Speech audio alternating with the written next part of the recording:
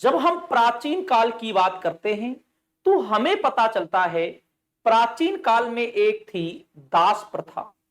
इस दास प्रथा के माध्यम से गरीब लोगों को, अश्वेत काले लोगों को उनके घर से उठा लाते थे और बड़े बड़े बागानों में उनसे काम कराया जाता था। और ये काम जो करवाते थे ये मुख्यतः अंग्रेज करवाते थे। जो अंग्रेज थे ये दासों को खरीद कर लाते थे और अफ्रीका में अपने बड़े बड़े चाय के बागानों में उनसे काम कराते थे। और काम कराते थे, इनके साथ जो व्यवहार किया जाता था वो एक पशुओं की तरह व्यवहार किया जाता था। पेट भरकर भोजन नहीं दिया जाता था और दिन भर काम करवाया जाता था। ऐसी थी पहली व्यवस्थाएं। और इसी दास प्रथा का विरोध दक्षिण अफ्रीका में महात्मा गांधी जी ने भी किया था। अश्वेत प्रथा का विरोध भी किया था। जब हम इतिहास के पन्नों को देखते हैं तो हमें पता चलता है इतिहास में ऐसी अमानवीय घटनाएं भी थी। जब कोई दास अपने हक और हुकूक की बात करता था तो उनके जो मालिक थे उनके यूपर बंदूक तान दिया करते थे और उनसे फिर डरा धमका कर कार्य कराते थे। ये दास प्रथा यूं तो ये प्राचीन काल में भी थी। हमें कौटिल्य के अर्थशास्त्र से भी दास प्रथा की जानकारी प्राप्त होती है।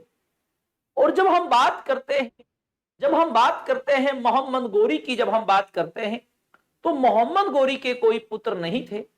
और मोहम्मद गोरी से जब पूछा गया था कि आपका कोई पुत्र नहीं है और आपका इतना बड़ा साम्राज्य है, इसे कौन संभालेंगे, लेकिन मोहम्मद गोरी ने तो ये कहा था कि जो दास हैं वही मेरे पुत्रों के समान हैं और मेरी मृत्यु के बाद वही मेरे साम्राज्य को संभालेंगे। लेकिन जो अंग्रेज थे, अंग्रेजों की दासों के प्रति जो सोच थी वो काफी अलग थी। लेकिन जो भारतीय थे और जो मुस्लिम थे उनकी सोच दासों के प्रति अलग थी। दोनों की सोचों में बहुत अंतर है। भारतीय दासों के साथ इतना अन्याय और एक पशुवत व्यवहार नहीं करते थे जितना अंग्रेज किया करते थे। जब हम बात करते हैं इल्तुतमिश की बात करते हैं, उन्होंने भी एक 40 गुट बनाया था दासों का, जिसमें 40 मुख्य दास थे और उन्हें प्रशासन की मुख्य जिम्मेवारी दी गई थी। और जब हम फिरोज शाह तुगलक की बात करते हैं उसके पास बहुत ज्यादा दास थे, 1,80,000 दास थे और उन दासों को उन्होंने बागानों में लगा रखा था और दासों के लिए एक अलग विभाग भी बनाया था जिसे दीवान ए बंदगान कहा जाता था। और जब हम अकबर की बात करते हैं तो अकबर ने इस दास प्रथा जैसी कुप्रथा पर 1562 ईस्वी में प्रतिबंध लगा दिया था। लेकिन उसके बाद भी यूरोप में ये दास प्रथा बहुत ज्यादा चलती रहती है।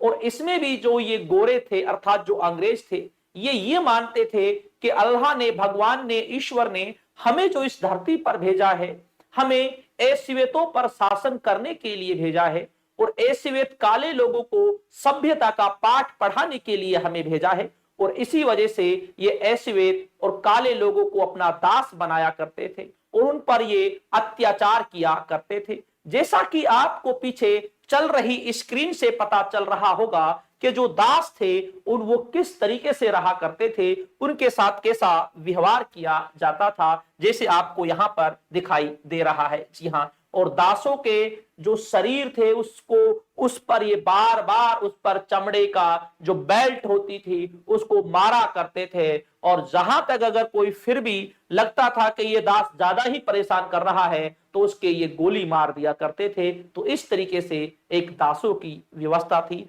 और मुख्यतः जो दास बनाए जाते थे ये अफ्रीका से भी बनाए जाते थे। ऐसा नहीं है कि भारतीय लोगों को भी दास नहीं बनाया था अंग्रेजों ने, भारतीय लोगों को भी दास बनाया था इन्होंने। और अफ्रीका के जो इनके बड़े बड़े बागान थे वहां पर भारतीयों को भी इन्होंने वहां पर भेजा था।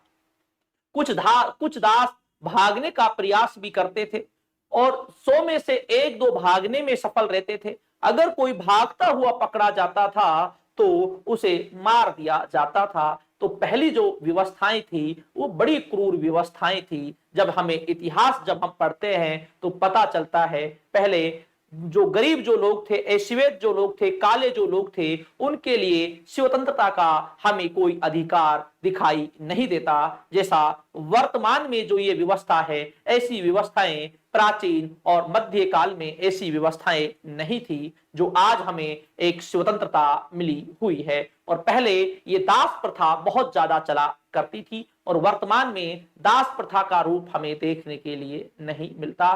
तो जो हमारा टॉपिक था वो, और हमने जो समझाने की जो कोशिशें की है, हमने दास प्रथा को समझाने की कोशिश की थी। तो ठीक दोस्तों, शुक्रिया, धन्यवाद और जय हिंद। अगर आपको हमारी क्लास अच्छी लगी हो तो लाइक और शेयर करना बिल्कुल ना भूलें। और अगर आपको इसी तरीके की इतिहास से संबंधित एक रोचक कहानियां आपको चाहिए तो आप हमारे चैनल को, पेज को जरूर लाइक कीजिए। तो ठीक दोस्तों, शुक्रिया, धन्यवाद और जय हिंद।